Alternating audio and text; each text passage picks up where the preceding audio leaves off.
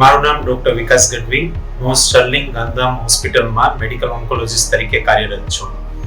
જેમ જેમ સારવારના માધ્યમ આપણે પેરિફરી સેન્ટરમાં કે બધી જગ્યાએ મળતું થયું છે, બ્લડ લગતી બીમારીઓ, કેન્સર જેમ કે blood cancer, multiple myeloma, cancer સિવાયની તકલીફો, થેલેસીમિયા, સિકલ સેલ એનિમિયા અને એના લગતી બીજી ઘણી બધી લોહીની બીમારીઓ, એની સારવાર હવે ખૂબ જ ઇઝીલી અવેલેબલ થઈ છે. ત્યારે મુખ્ય બાધારૂપ હવે દેખાય છે કે ડોનર નથી મળતા.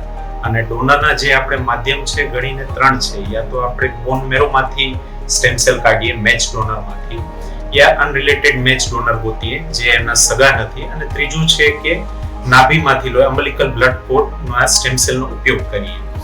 હવે છતાં આટલું બધું આધુનિક સાયન્સ હોવા છતાં અને સારવાર મળવા છતાં ક્યાંય પણ કમ્યુનિટી બેઝ ડોનર સિસ્ટમ અત્યાર સુધી આપણે ભારતમાં નથી. અને અત્યારે જે અમ્બલિકલ કોર્ડ સ્ટેમ સેલનું જે આ યુનિટ ચાલુ કર્યું છે લાઈફસેલે, જેના હિસાબે કોઈ પણ જે વ્યક્તિ એના અંદર એનરોલ થાય છે ને સ્ટેમ સેલ પ્રિઝર્વ કરે છે, એ આખી કમ્યુનિટીમાં એના ડોનર સેલના એ હકદાર કહેવાય છે કે આગળ જઈને કોઈ પણ ન કરે કે એમના ઘરના મેમ્બર કે ખુદ ડોનર જો તે એનાથી ઈજાગ્રસ્ત થાય છે બીમારીથી, તો એને આનામાંથી જે એમના મેચ ડોનર છે એના આખા પૂલમાંથી એ મેળવી શકે છે પોતાની સારવાર માટેના ડોનર્સ.